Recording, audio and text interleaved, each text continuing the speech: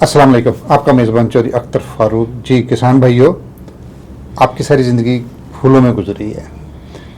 फल और फूल आप देखते हैं, लेकिन आज उसको उसकी ज़बान में, फूलों की ज़बान में, जदीद ज़बान में, जदीद इल्म में इसको कैसे, इसकी क्या चीज़ें हैं, ये आपको आज समझाने के लिए हमारे मेहमान तारिक खान साहब आपके साथ मौजूद हैं। वो आपके पास आपके लिए हर मौजू पर, हर मौके पर एक नई मालूमाती वीडियो देते हैं और उनका मकसद भी यही है कि मैं अपना जो इल्म सीखा है वो डिलीवर करूं, मैंने तकसीम करना है और ये सदका जारिया समझ के कर रहे हैं। तो आपको भी ये कोशिश कीजिए कि जब सुन रहे हैं, देख रहे हैं, लाइक भी कीजिए, कमेंट भी कीजिए और उसको शेयर भी करना है। जी ताहिर भाई, पहले ये बताइएगा मेरे किसानों को, ये फूलों की मतलब है ये, ठीक है ना, कि फूलों की अहमियत क्या है? बहुत अहमियत है फूलों की। फूलों की अहमियत इसी तरह से है जिस तरह से पौधे के अंदर अगर फूल नहीं है तो ना प्रोडक्शन है और ना सीड है। फूल वो जिनसी हिस्सा है पौधे का जो कैरी करता है नर और मादा के पार्ट, और फूल जो है वो इंडिकेट भी कर रहा होता है। अब मैं आपको एक लाइव एग्जांपल देता हूं कि आप अगर कॉटन के क्रॉप में जाएं तो आपको वाइट फ्लावर नजर आ रहे होंगे, और फिर आप थोड़े दिनों के बाद जाएं तो वो पिंक हो जाते हैं।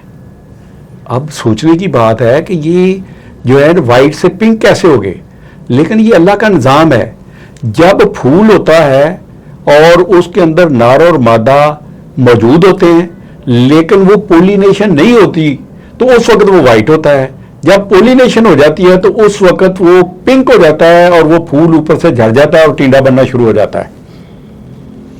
अच्छा, अभी आप फूलों, बात मैंने सवाल किया था फूल की अहमियत के बारे में, इसमें एक लफ्ज़ आप बार बार बोले पोलिनेशन। ये पोलिनेशन है क्या? मेरे किसानों को ज़रा ये बताइए। पता तो उनको होगा लेकिन आपकी गुफ्तगू ज़रा खुल जाएगी कि पोलिनेशन है क्या।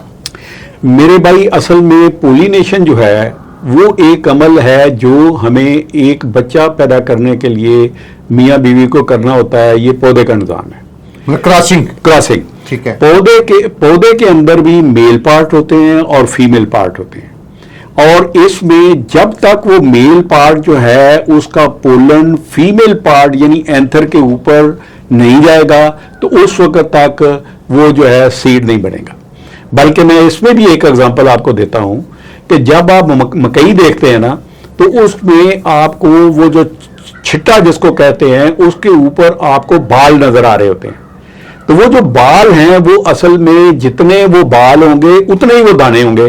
और आपने ये भी देखा होगा कि पहले वो बाल जो है ना वो पीले होते हैं, फिर वाइट होते हैं, फिर ब्लैक हो जाते हैं। तो असल में ये होता है कि जब पोलन उस बाल से गुजर के अंदर जाके फीमेल का जो वो क्या कहते हैं एंथर वो नीचे होता है, उसमें जाकर मिलता नहीं है और सीड नहीं बनता, उस वक्त तक वो वाइट और येलो रहेंगे। जब वो काले रहेंगे तो वो इसकी इंडिकेशन है कि वो दाना बनना शुरू हो गया है।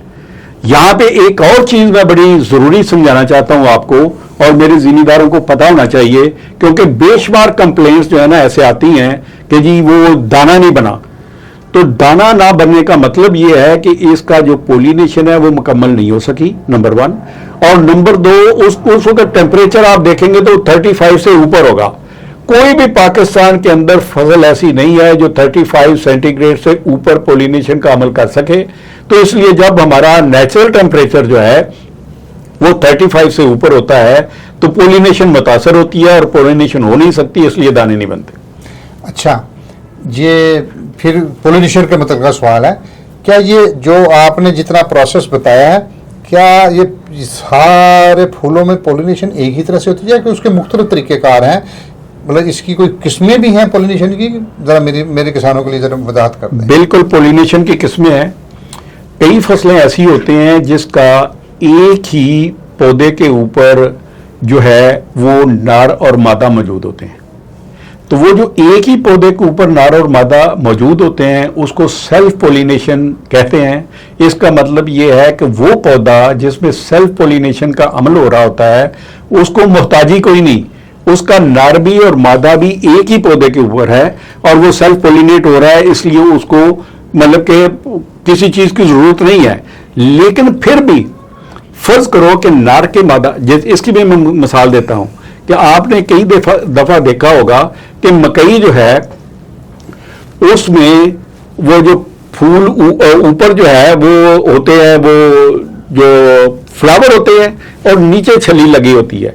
जब ऊपर से वो पोलन जो गिरता है हवा के जरिए से, या पोलन गिरता है बाज़ औक़ात पानी के जरिए से, या पोलन गिरता है परिंदे के जरिए से। परिंदा जब नार के पास बैठा और फिर मादा के पास आया तो उसके वो चिमट जाता है नार पोलन, तो वो फिर उसके तो इसको कहते हैं सेल्फ पोलिनेशन।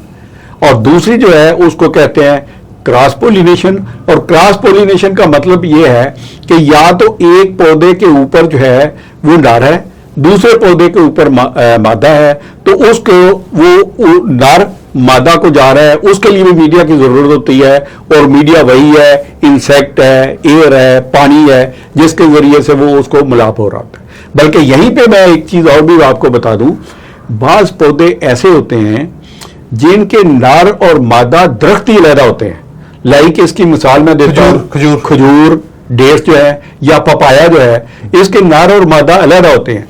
और इसमें भी साइंसदानों ने ये आइडेंटिफाई कर लिया हुआ है। लाइक आप अगर डेट्स की बात करें तो 10 डेट के लिए एक जो है वो नार काफी होता है।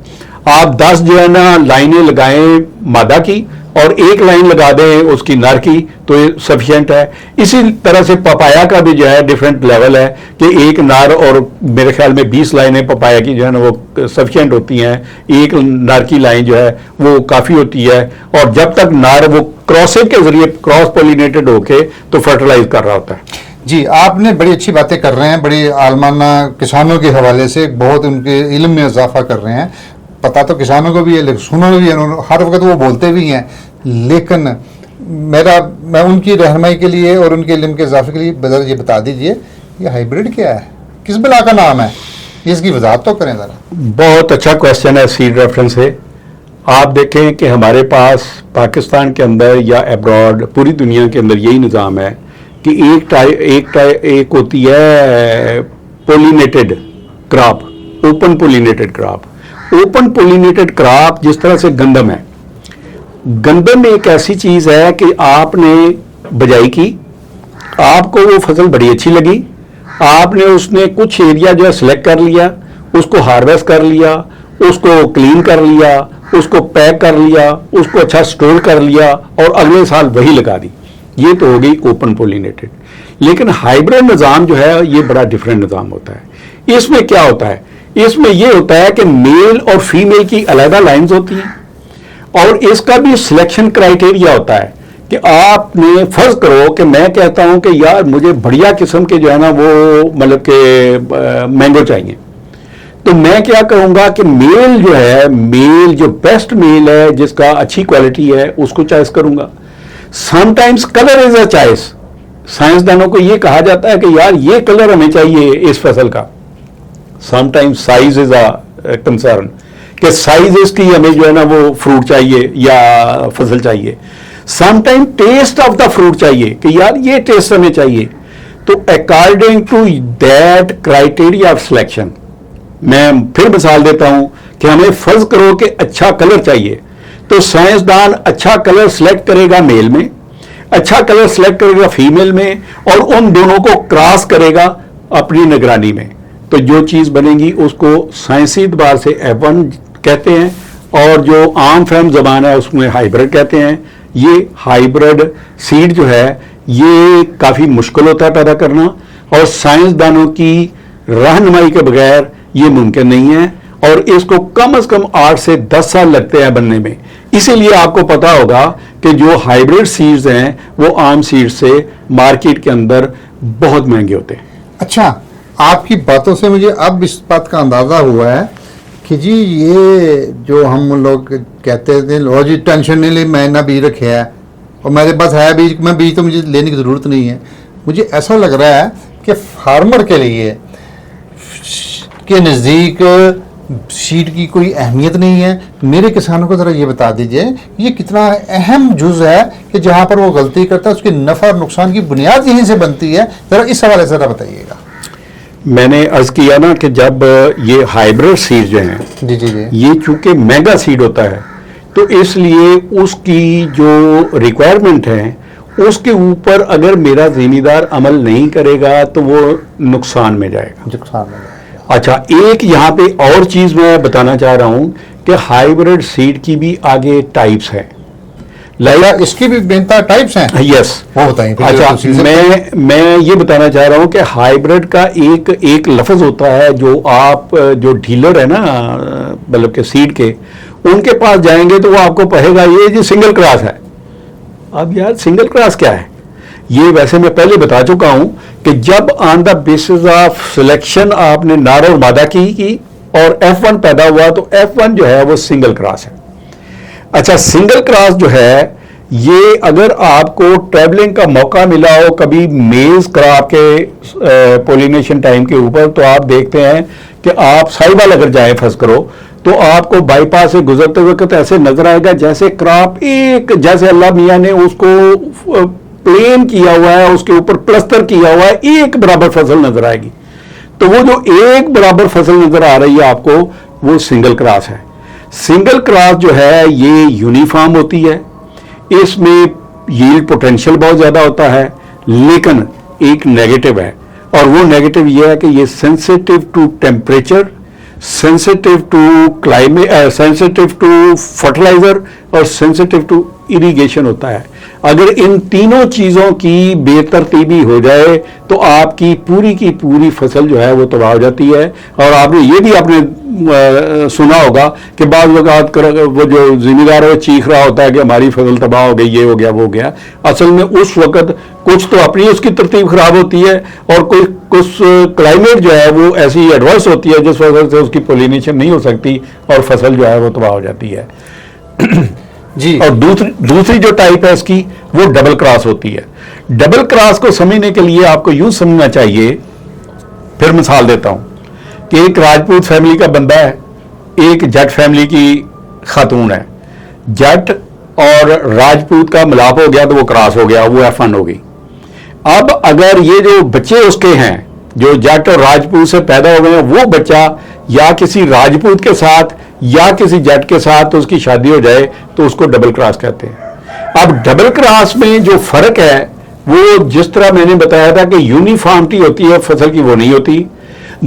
तीसरी बात यह है कि उसकी जो है एडवांस क्लाइमेट, फर्टिलाइजर, इरिगेशन और जो क्लाइमेट है उसको बियर करने की उसकी सलाहियत ज्यादा होती है।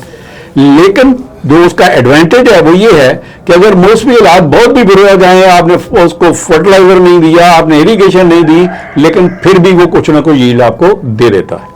जी किसान भाइयों, ताहिर खान साहब ने कितने अच्छे सादा अंदाज में बता दी, इंसानों की मिसाल देकर, बरादरी की मिसाल देकर, कि ये जेनेटिक्स चेंज है, ये क्रॉस है, सिंगल क्रॉस ये है, डबल क्रॉस ये है। अब आपने ताहिर खान साहब की बातों को क्रॉस नहीं करना, उनकी बातों पर अमल करना है। और अमल करने में सबसे पहली बात तो यह है कि आपने वीडियो पसंद आई, लाइक कीजिए, शेयर कीजिए और इंतज़ार कीजिए इस बात का कि अगली वीडियो में ताहिर खान साहब आपको कौन सा एजुकेशनल टॉपिक दे रहे हैं। और इंशाल्लाह उसे जब वो टॉपिक देंगे आपकी तसल्ली भी होगी और तशनीकी भी बढ़ेगी और आप मज़ीद तलब करेंगे कि हाँ और प्रोग्राम सुनना है और इंतज़ार करेंगे। रोज़ाना हमने एक वीडियो अपलोड करनी होती है। वीडियो को लाइक भी कीजिए, चैनल को शेयर भी कीजिए और कमेंट ज़रूर करना है आपने इनकी बातों से, क्या आप इत्तेफाक करते हैं, क्या आपको पता है बातें दुरुस्त हैं। अगर आपके इल्म में कोई अच्छी बातें हैं तो हमें कमेंट करके ज़रूर बताइएगा, ये बहुत लाजमी है। जब तक के लिए अपने मेज़बान चौधरी अख्तर फारूक और तारिक खान साहब को इजाज़त दीजिए। किसान जिंदाबाद, पाकिस्तान जिंदाबाद।